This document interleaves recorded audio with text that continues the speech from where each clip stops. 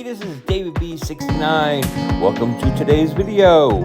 Please hit that like button, hit that subscribe button as well, and hit the notification bell for future videos. Let's get on to the show. Meow, meow, meow, meow, meow, meow, meow, meow. Hey everybody, this is David B69, and this is my Siege wrap-up show. I'm basically first going to show a little thing here showing the backdrops of what was going on at Siege on day 3. It's like really cool. I did not ask for or try to take part in any like group photos and stuff, mainly because it's like I don't enjoy myself being photoed that much. I don't mind doing videos and stuff, but it's kind of weird. I'm not really a person that wants to be in the photo. I mean, I would do it. I mean, it's like anybody asked me, I would partake in a photo, but I don't go out of my way to like say to like somebody and everything to say, hey, let's get a photo together. I mean, yeah, it will help remember the time and everything, but you know what helps remember me the time? I got your stickers. I got other things and stuff that help me remember. And it's like, honestly, the other people that actually remembered me, the fact that RNG Gamer and everything basically said, hey, and stuff and everything right away when he saw me. It's like you make you feel good. Same thing with Brandy, Gamer Aimer. She was like really just saying, hey, good to see you here. And basically spoke to her like each day. And it was like really cool because it's like, hey, you got a friend here and everything. And you basically can just chat. And it's really nice in that way. So the show was like really, really great. There was some good things and there was some bad things. I'm going to go through the bad thing first. Mort posted this on social media, on Instagram, and he had every right to do so. And shame on the person that did this. A YouTuber basically uses video recording equipment. They have these really expensive cameras that they walk around and they have the stand and everything. And he just put it down for a second. He just put it down for a second on a table. Okay, while he was talking or basically doing pickups. Somebody just picked up and ran off with the camera. Some slime ball did this. It's horrible. That's the kind of thing that's really horrible. Another thing somebody did is they brought in their own games and just basically picked up a table or used one of the tables that was sitting around and just basically decided, I'm going to sell my games here. Well, you didn't pay for that spot. Now I believe that person I don't think they ever caught the person and everything that sold the camera, which is a shame. But I believe in everything that a guy that was trying to sell games without the permission to be a vendor, I believe he was kicked out of the show. And he should be. My opinion, he should have been kicked out and they should have kept all of his games because, I mean, Austin does a lot of work and the vendors pay good money to be able to sell at that area. So that's one thing. That's like the negatives. Positives. Great showing, great thing. I was really, really happy to be given a media pass for the event. Basically being a collaborator, being somebody and everything that basically can help put some outreach, post some things on social media, just make the awareness of the show. And then I was going to be at the show, all that stuff. They didn't post my picture. They didn't do anything for me except for giving me a pass to the show. And basically that said media, which meant I got to walk in before any other guest, like a VIP or anything. It's like I was able to go in like early to these shows. And it's like really cool because I could see how they're setting up, what they're doing, basically like a lot of organizing and such. And a lot of them I just didn't bother. I'm not going to bother people and everything that are trying to set up for things. That just seems like really rude. But I just wanted to get out there and everything and just look and think. I didn't talk to any of the special huge guests and stuff and everything that they had and everything, the voice actors and stuff, because honestly, I didn't care. I mean, what parts and everything do they have and everything in writing the story? What parts do they have and everything in anything except for reading stuff from a script and basically being recorded for it?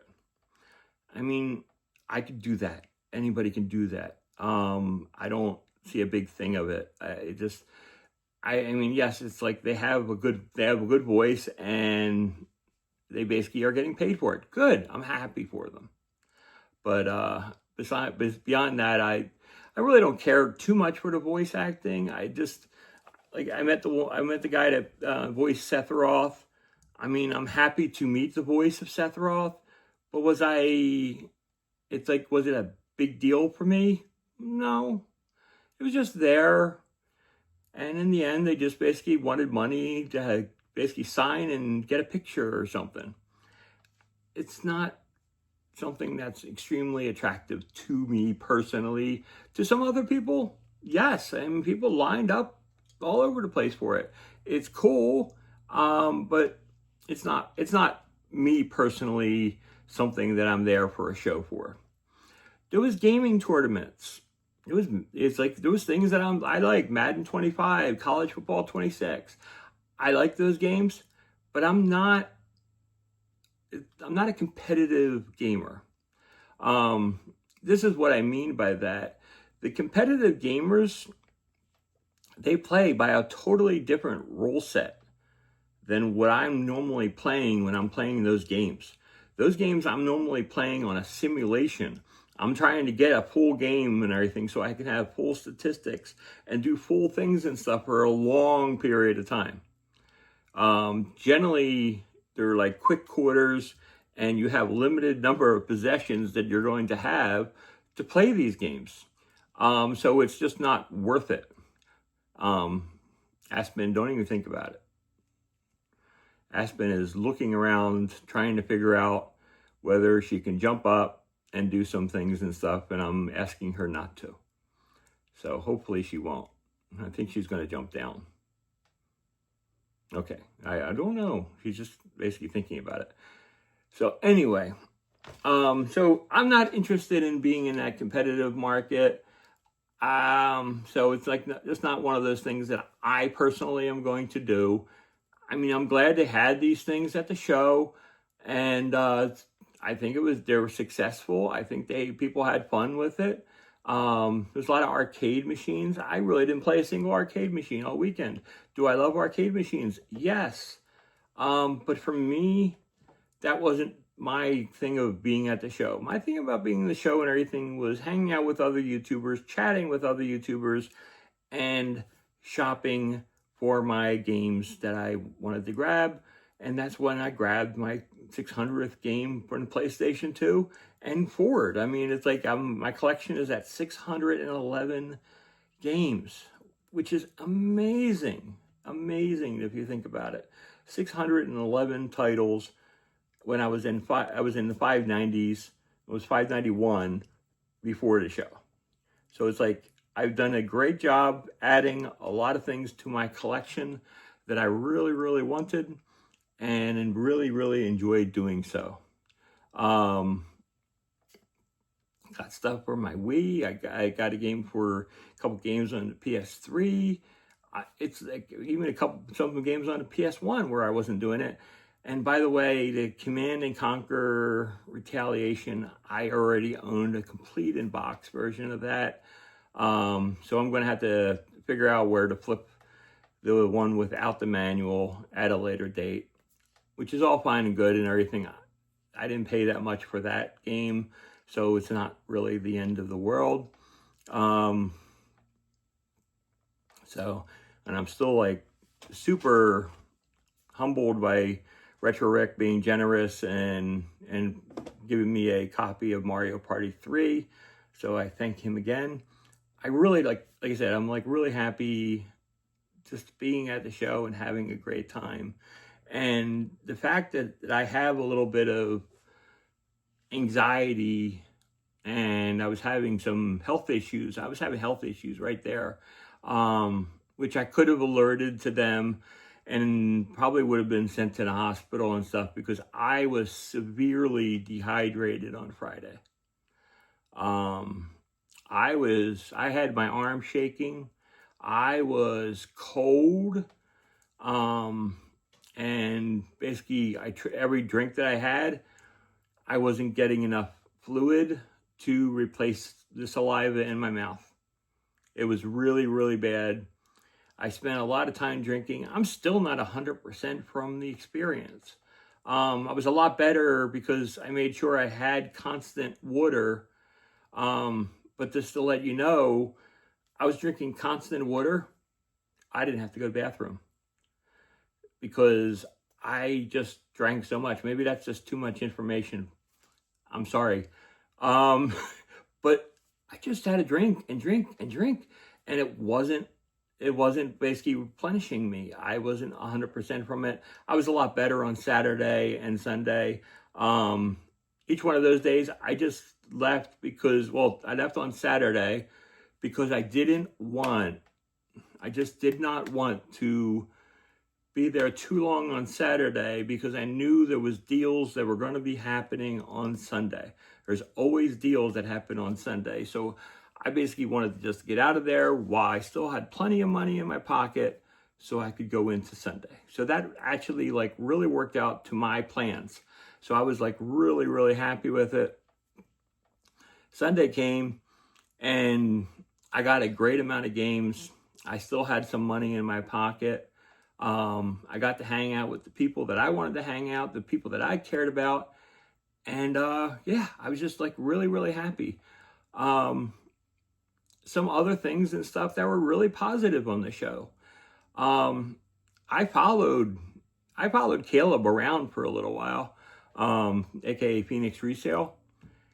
Overall he's a decent guy and everything, and I basically told him and everything that I thought his store, it's like I'm really proud of him for having the store, and I'm watching his journey, and I told him it's really cool and everything, and I really do enjoy that. And that's 100% true.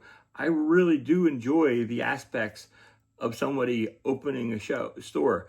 I would never personally do that. I would never personally try to open a store. But I think the whole idea of somebody seeing all the in particulars of it, and he shares the financials of it, which he does not have to do. He's not responsible to share any of this information. He could just basically keep this whole thing hush. And it's like, what's it called? But no, he's trying to do things for the gaming world, for people can understand that all this stuff costs money. And it's a huge burden to partake in this. And he's not saying, woe is me. He's basically saying, I saved up for this. I'm basically really going at this. And I applaud him for it. It's good for him. I used to hate on a lot of his stuff and everything because he's a reseller, and I just didn't really like some of that stuff. But you know something? I give him all the respect in the world. The dude hustles. Now, the things that I learned this weekend, I basically followed around Phoenix Resale, Caleb, for a while. He really does a lot of prep with the vendor before the actual recording starts, which is fine.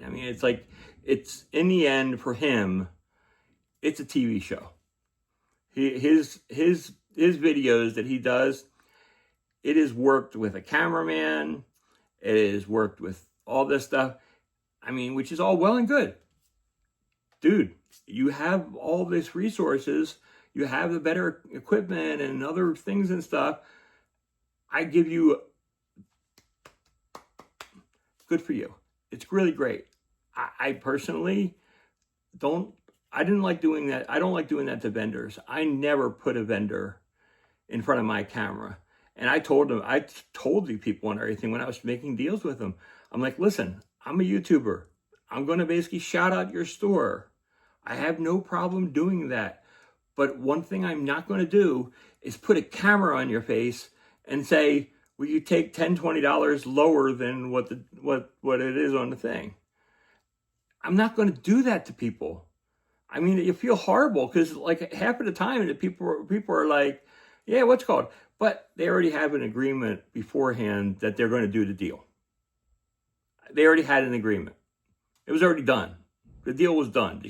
Hands were shook beforehand. That's something you wouldn't have known, really. I mean, honestly, they already made the agreement. And so he's able to ask again on camera, and the guy's going to basically say yes because they've already said yes. So it's not a big thing. Most of the time when I was talking to people and vendors, I was basically just talking to them. And a lot of times they had to go to a certain individual to basically do that, which is fine, which is like all good and everything. But this is processes that I'm learning. And I wouldn't have learned this if I didn't follow him around for a little while just to see what he does and how he does it. So it's great to see. I mean, really, honestly, it's like I said, it's not blind. So it's like, it's a real conversation that he's having. He just does that part for the most part off camera. And then and sometimes they'll give him a thing and everything if they want to give him something. And he basically tells him, no, let's do that on camera because that way he's getting a shock of it, which is cool. I mean, it's all good. Happy for him. They do things.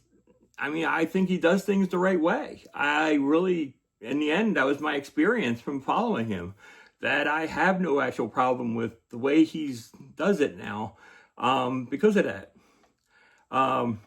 Mort. Everybody knows Mort and everything. I think he's in California or something. And he has like really high tech cameras and it's like with audio and other things. And he pretty much, they're running around with a guy and everything that's holding the camera. They got a guy and everything that's basically doing all this other stuff for him. I mean, nobody came out with a boom mic. I mean, it's like as long as there's no that, I mean, it's perfectly fine. But he has all this like really, really expensive equipment. And they like really do a fantastic job at recording, and the production value of one of his recordings is a lot more work and a lot more things than I would have ever known before, without actually trying to look and see what he's doing and how he's doing it. He had a problem one time with RNG Gamer and everything with the mic and getting the sound into his camera and stuff for the recording. So that was kind of different and interesting, but he basically worked through it and fixed the problem. I asked him if he got it working. He said yes. But it was like cool. I mean, it's like in the end, these people are good people and they are good gamers and they are also influencers. They basically want to show you how to get a good deal. They want to show you all these different techniques and stuff. I went around to a lot of YouTubers. I had a lot of things to trade in. Not a lot, but I mean, I probably had, I don't know, 6, 7 things and stuff to trade in. But like a lot of them like had some value to them, and they had recommendations of when I should do that. One person said you could do it right away. One person said you should probably wait till Sunday to do that trade. But they're all they had all different points of view from basically how much money they had beforehand, I think, before be able to make that offer. Some people and everything have that money because they're looking for people to make that trade. I told Retro Rick and everything on on Friday that I'll bring the stuff in Saturday and I would trade with him. I basically was 100% honest and said I would do that. And because he said he would make an offer and stuff. And I was like, yeah, that would be great. I ended up doing what in my opinion, would have been possibly a better trade. I don't know. I really never got to Rick with it. So he never saw the stuff. He never was able to make an offer. But I did make a good amount of money with that trade. So I'm very happy with what I did, because I flipped a lot of items that I really just didn't need in my collection or want in my collection anymore. So I'm like really happy to do so. And the fact that everything that I got, like a Panzer Dragoon, and I got several other games because of that influx of cash from those trades, which made the whole show a lot more enjoyable. So that was really cool. Like I said, I was really happy with Austin, with the show and how everything was done. It was top notch. I really, really enjoyed getting there early. I actually, it's like the one Saturday I got in there, I knew I could walk right in. I went into the line of all the people that were waiting, and they were waiting till for 10 o'clock. And I was in there at like 8:30 in the morning, and I was talking to a guy. I mean, he's waiting until 10 o'clock to get in. So I was talking to the guy and basically talking about my gaming channel and stuff. And I was talking about some other stuff with this gentleman, and just had like real good conversations about games and what he's looking for and what he does and stuff, and how he basically looks at the gaming show. It was kind of like unique and different and fun. And then I basically walked right into the event, right past all the VIPs, and just walked right in. And it was like really, really cool. So yeah, thank you to Austin. And it's like, I don't have the biggest channel in the world, but I have a big heart, and a lot of love for Southeast Game Exchange. So thank you very much. I do appreciate everybody. Like I said, did enjoy meeting all the vendors that I met with, except for one. I really enjoyed the conversations. I really enjoyed the exchange and the ease of making a good transaction and a good deal. I recognized and stuff when games were a little bit over the price of price charting, and I basically stuck away from that for the most part. Or I basically made a really, what I thought was a competitive price charting offer, and for the most part, they 100% generally just accepted it. Not too much argument. Like I said, one guy, one thing, whatever. But overall, the show was tremendous. I had a great time. I know a lot of other people had a great time. Like I said, I didn't do any socializing. I didn't go to Pinky's this year. It was, number one, it was really hot. Number two, I was having that dehydration problem, so I wasn't going to be doing any good. I didn't go out with anybody else. I didn't do any kind of meetings and stuff with anybody else outside of the convention. Would I have? Yes. But again, I was having a really rough weekend health-wise with dehydration. So that is what that is. So anyway, I hope you enjoyed my content from the show. I think I showed at the beginning of the video my what it looks like to have the 611 games as part of my collection. I'm really stoked up about that. Really happy to basically get that magic 600 and finish up that collection. That was a real build up for that, and I really do appreciate it. Love the show. The drive and everything wasn't that bad. I actually drove all the rest of the way home with just minor little traffic bumps, just like the way coming down there. It was just some minor traffic bumps. But in the end, I missed a lot of the heavy duty traffic that would normally flow through the DC area that normally are a big headache. So the times that I got there and the times that I left actually wound up being good timing. So I was very happy with that overall. Very happy with my hotel. It wasn't the closest thing in the world, but it was a very comfortable room, and I was able to just relax and chill. It was a funny story. I was looking for a Pizza Hut for dinner on Saturday, and I was like looking for one. So I like told Google to find me the closest Pizza Hut, and it told me to go and map it out. Yeah, Pizza Hut didn't exist anymore there. I was like, oh, joy. So then I looked for another Pizza Hut, drove down that street, got the pizza, and was able to go back. Now, I had to wait 20 minutes for the pizza, but that's Pizza Hut. That's basically what you do. You wait. It was one of those grab and go places, kind of carry out. I probably would have sat there and ate, but it's to each his own. It's not a big deal. I had drinks and everything else sitting in the hotel room anyway, so it was all good. And I was able to fall down and go to sleep at that point because, like I said,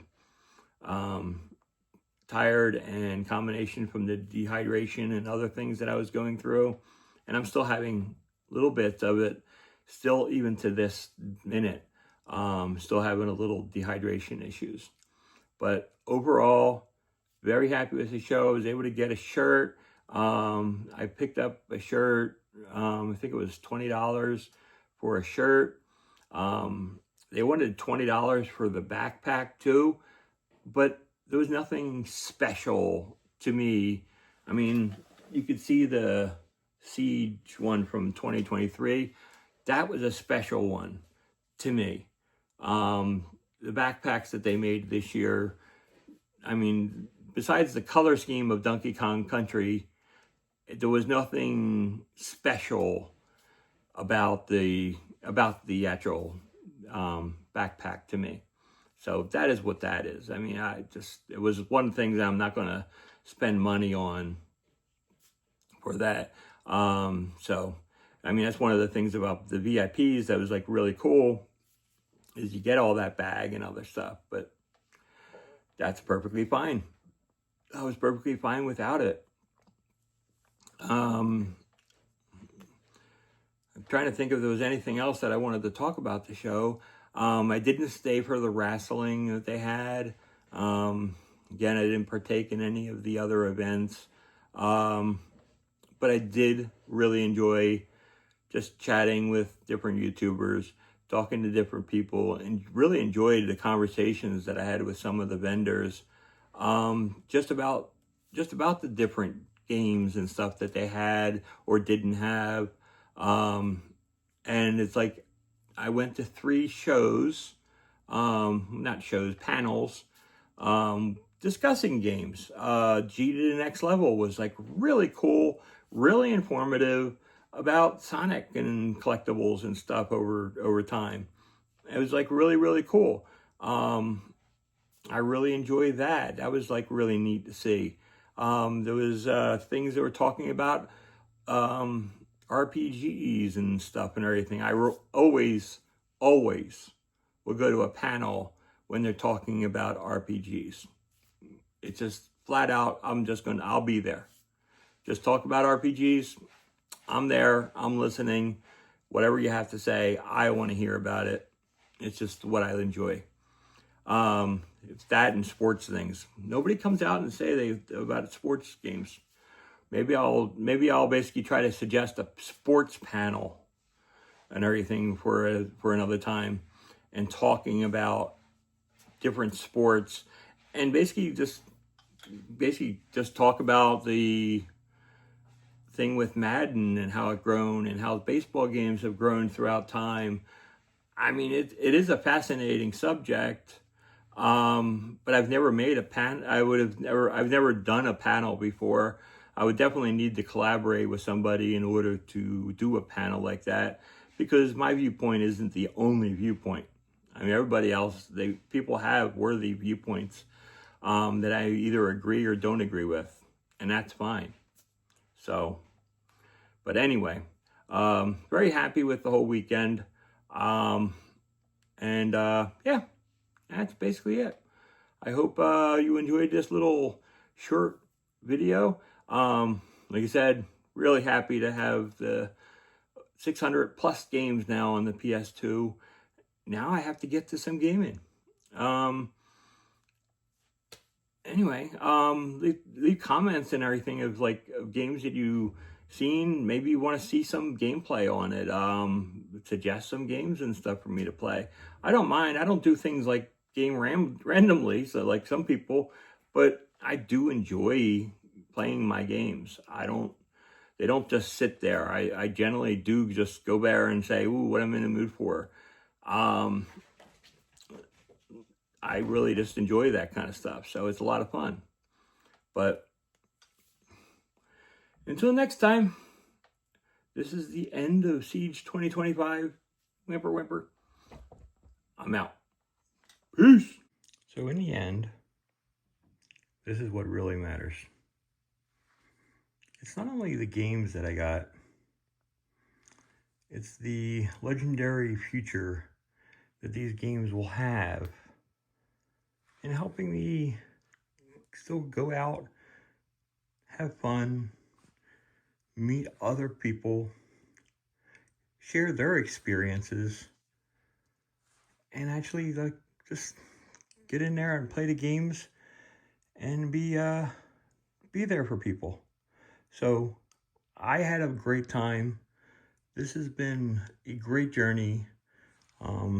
As you can see, that is a great number of games for one weekend.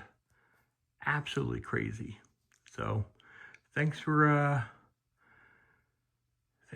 following along. And until next time, this is David B69, and I'm out.